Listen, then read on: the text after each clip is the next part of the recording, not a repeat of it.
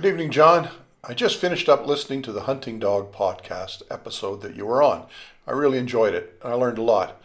I had a question, though, and I was hoping you wouldn't mind giving your thoughts. I have a 3-year-old Malinois German Shepherd.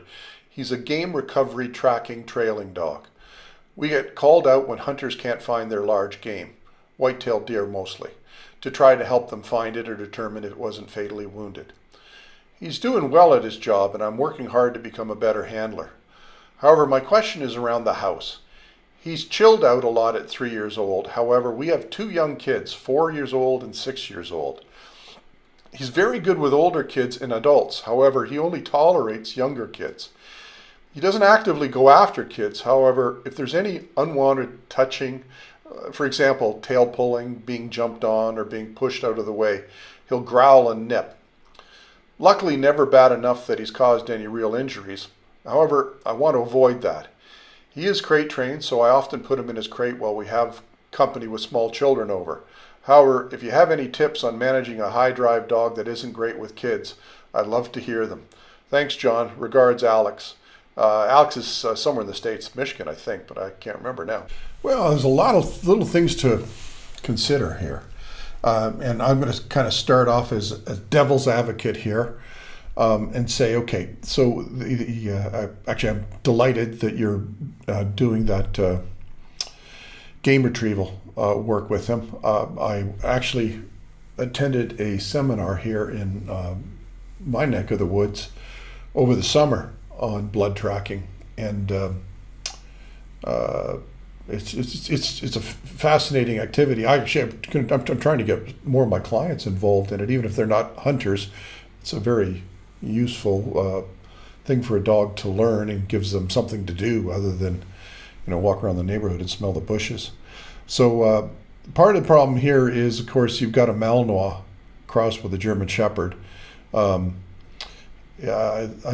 for sending the picture. He looks German Shepherd, but that Malinois is, if people who don't know, is kind of like a German Shepherd with a crack problem.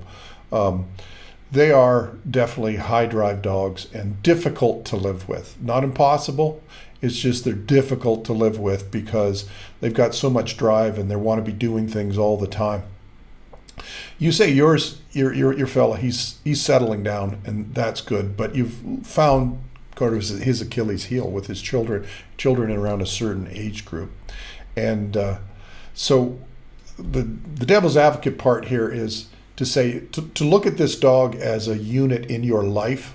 He is a very small percentage of that is the game recovery dog. It's not like something he's doing. He's going to work with you for 8 hours every day and doing that, and it's either actively doing search work or training to do search work. So his real job is to be a family dog, because that's what he's around your family the most. And so that's the way I kind of want to look at this. I think he'd be a lot worse if he weren't doing the other, but I want to look at it from the perspective is because as much as I love dogs, I love kids more, and that's how I want to prioritize moving forward here. So there is an imprint period in a dog's life that I wish breeders would embrace this so that we didn't have these problems. But we know that children behave differently according to their age of physical development. I have on my list of ways that I want to expose young dogs, puppies, from 3 to 12 weeks of age, as far as the human segment of the population. Some of those categories are infants, children who cannot move, children who can crawl but not walk, children who can walk but unsteadily, and 8-year-old boys. Then I also have senior citizens with walkers, people with canes or crutches. There's different ways humans behave and move. And if you're looking for a stable dog in your life for 10 to 15 years, we know that if you expose them to those things in a positive and or neutral way, enough from 3 to 12 weeks of age, we don't have this problem. So what I'm figuring here is you've got two young kids around that age that he wasn't exposed to, and once they hit a certain point, if he's as good, if you say he's good with older kids and adults, he'll be good with them. But that doesn't mean you're not going to have visitors with kids that age. So how do you navigate the waters until your kids develop physically? Well, part of the nonsense that is the dog world, this would be somebody responding to your inquiry saying, well, man, you got to teach your kids how to behave around dogs, Alex. I mean, that's the responsible thing to do. Now you're going to end up having a dog get into trouble here because you didn't do the right thing as a father or a mother or whatever. I don't believe in that nonsense. The last thing in the world that's going to happen is that your two young children, 4 years old and 6 years old, are going to stop being 4 and 6. Yes, of course, as a responsible parent, we start teaching them how to behave around dogs, but it's a learned skill and it takes a while. They're struggling day to day with their own suck it up muscles using their indoor voices. How long does that take to get the thing? And there's only so much of moms and dads left over at the end of the day. There's going to be openings and opportunities for mistakes. So now you have to start kind of doing risk assessment. Go, well, because it's not like he's vicious. Sounds like he's just warning the kids at this point and doing his best, like he would young puppies. And older dogs, even grumpy ones, will typically cut puppies a little more slack, giving them the sorts of warnings when they've had enough that your fella's doing. But again, these are not puppies. These are your children, and we don't want that at all. We'd rather have the kids fall on him and then him look at you and go, could I bite him now? No, go to your crate or come on over here. Or better yet, avoiding situations. I just don't know how practical that's going to be, because I can give you, I'm going to give you a few tips here. But the fact is, you're a young man with a young family, and there's only so much you left over at the end of the day. So you kind of got to look at this and go, well, you know what? I love this dog, but I'm a dad first. And that's the responsibility that I have towards my Malinois Shepherd cross doesn't absolve me of my responsibility to my children or some other children. So you got to decide how risky, how bad can this be? If you were writing to me to find out, well, is there a cure? There isn't. This is not something that I'm sure you will find a dog trainer who will tell you, oh yes, all you got to do is make sure to have the kids give the dog a treat and that sort of thing. Trust me, it's not that's going to mask an outcome here. What we want to do is prepare for worst case scenario. So, where's my list here? Just bear with me. Okay.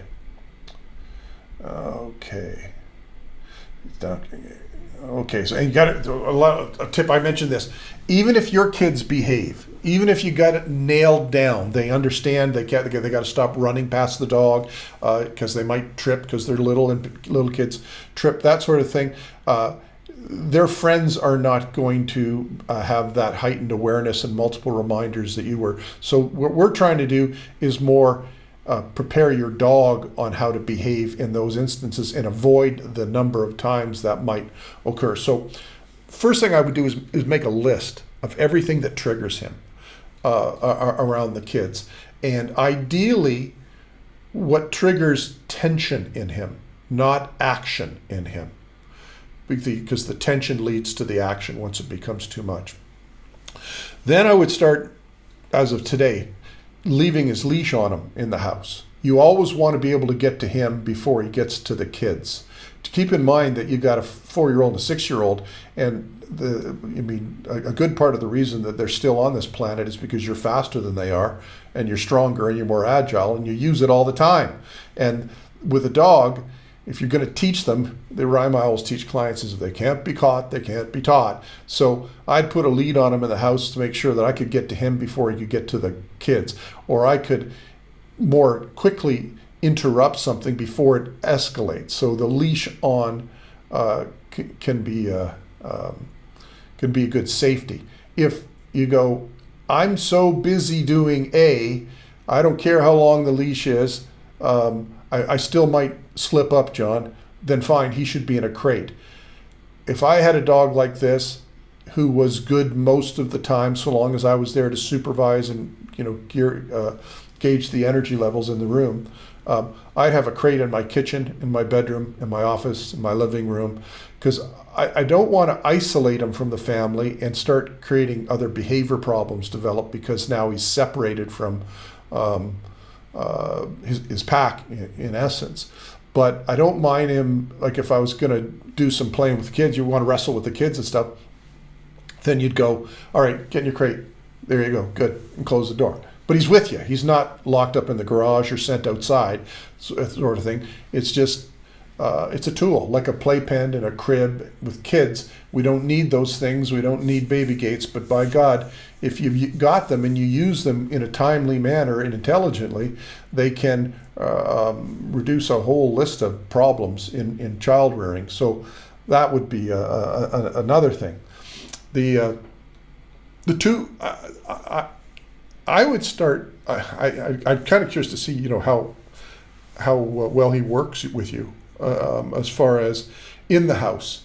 Does he have like designated go areas? If he's in the kitchen, children are in the kitchen, you're in the kitchen. Does he know he's supposed to go to a mat and he's not supposed to move no matter what? The kids drop food or whatever. He's just supposed to do his job. Does he have activity? A go to the mat position at a doorway where the kids are coming in and they're going out and they're excited, that sort of thing.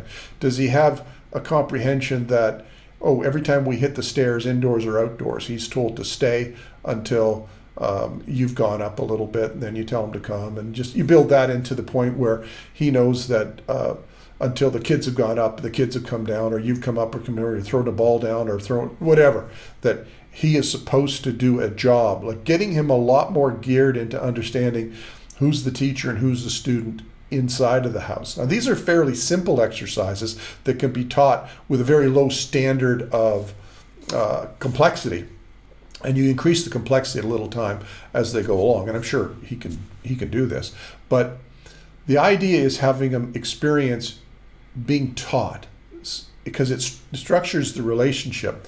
And I know the kids are young, but I would think that after a month, he'll know that when you go into the kitchen, you say, go to your mat. He knows you're not asking him, you're telling him.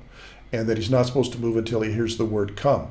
Well, once he knows what to do, if you had 2 leashes and you gave the leash to one of the kids, and because after a month, the kids will have memorized everything that you're doing because they watched it. They're not participating, but they're watching it. And then, but you've got the second leash, so you're the kind of your background, but your bodyguard background. And you'd say one of the kids, okay, tell him to go to his mat. Why? Because we're in the kitchen. Oh yeah, okay, go to your mat. And off he goes to his mat. Good boy. Stay there. Good. All right. Okay, you drop your leash, go back and have your dinner. If we start putting the kids in a context where they're doing some of the same things, sometimes don't relegate your kid's safety to depending on this, but sometimes it does start to transfer authority over, and the dog starts to see the kids as a little less like puppies and a little bit more like loving authority figures. Your kids still won't stop being kids there. Because he's a search dog, I would start getting the kids involved in playing a game with him where he starts to search for every meal in his house. He's got to use his nose to do it. I can send you some instructions on how to do it if you want. You just have to write me and ask for them. But just, like you could like literally just go out with the kids and have the kids fling his kibble in the snow or the grass and go, it's Easter, go find your eggs, buddy, and have a cup of coffee, and the kids have a hot chocolate, and have him work every day, but in a way that he's powerfully passionate about, because dogs love to use their nose. I don't want to interfere with his game searching, but I probably would start him off with searching for his dinner indoors, as per the instructions that I said that I can send. But in your case, I would start including some scent along with the food, and eventually I would extinguish the use of the food until he found the scent, and then I would, or unless he's toy specifically rewarded for the search work, I'd need to learn a little bit more about what's going on. But anyway, I like to teach that in very slow, gradual steps. If that's done with the kids as well, again, he's looking to them for guidance and hints and when's it time to go find it, and it puts them in a little bit more of an authority context in his eyes. But the biggest problem here is he was not imprinted during his critical imprint period, which was 3 to 12 weeks of age, with the right gamut of behavior. And so, 8-year-old boys bitten by more dogs than any other age group because they understand what they're supposed to do and what they're not supposed to do. They've got a high level of comprehension for it. But they can't stop being 8. And part of being 8 is going, I wonder why you're not supposed to do that. And off they go. So you're just at the beginnings of that sort of dangerous area. Literally 8-year-old boys are bitten by more dogs than any other age group. But that doesn't mean little girls aren't as well. So you kind of got to look at like if I had family coming over visiting for the weekend and they had little kids, I'd likely board my dog for that weekend. I would take no chances. I'd go, well, I got the crates and I got them on a leash. No, relax. Like, don't take any chances. Don't set, like, if he was not like partially a working dog that you were doing something passionate with him, I'd be leaning a lot more, well, man, this is a good dog with a serious flaw, living with a good person, with a great family. It's a bad match. I'll tell you, I had a Belgian Shepherd cross myself who was insane when I got him. And I ended up finding him a home because he was exactly the same way.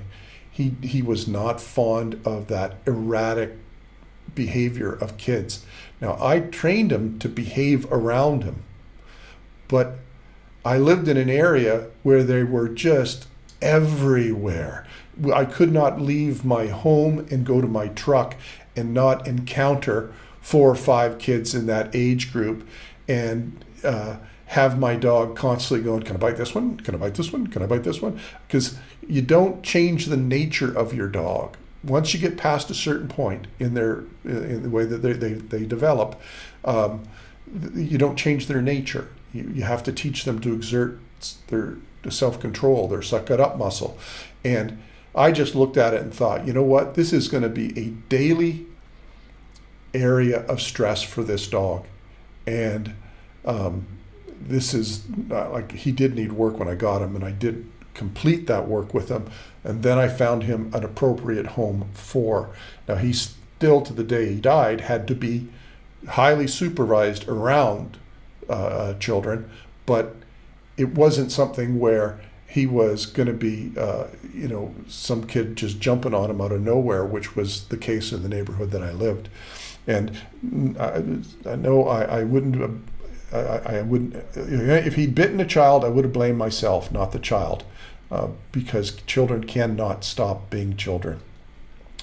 So the high drive part of it, you mentioned he's settled down. So I don't know how much you're working him, but you do want to make sure that you're making sure his mind is highly drained from a stimulation perspective every day, and also he is from a cardiovascular stimulation, because without that he may be a little bit more on edge as well. So those are easy words for me to say on a podcast, but I want to also add, I understand, Alex, there's only so much of you left over at the end of the day. That's why I'm saying, here's a bunch of tips, but here's the reality as I see it.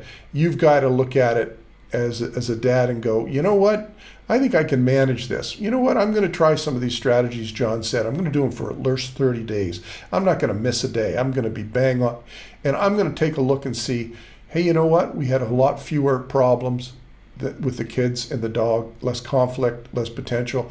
Let's keep going here. But if we get to a point where we go, geez, I think this is escalating no matter what I'm doing, then that's why I had the little chat saying he is a working sporting dog, much less than he is a family pet. And if the family pet isn't flying, then you as a dad have got to look at it a little bit differently than depending on how serious it is between the kids. You say he's good. I just don't want to see it escalate as they get a little bit older, a little more active, or it does with other children. Because again, you've got a 4-year-old and a 6-year-old. As they get older, they're going to be more and more social. There's going to be more and more kids coming over, depending on where you live. So I want to have just quickly double check my notes here. The Hunting Dog podcast you mentioned I was on, I'm going to put a link to that podcast. It was about 2 hours. I often put him in his crate while we have company with small children over. Yep. And if necessary, you can isolate him, but we don't want him to get more stressed because every time a kid comes over, he gets, in his mind, punished by being separated from the pack. So if it's practical to have a quality crate that you can get to any kid before they can get to the crate and have the crate nearby, that might help as well. So hopefully you found that helpful.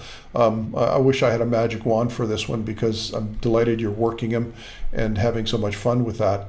I really enjoyed the seminar that I went to on blood tracking, and anybody listening to this that's curious to learn more, let me know, and I'll either do a podcast or send you some information on it, because it's a fun activity for a dog to learn how to do.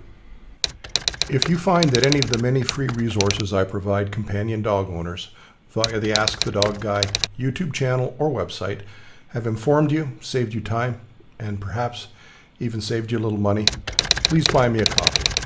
Alternatively, you can also become a monthly sponsor, which will go a long way to spreading the word about science and common sense in the companion dog training world. You can find details in the notes. Many thanks.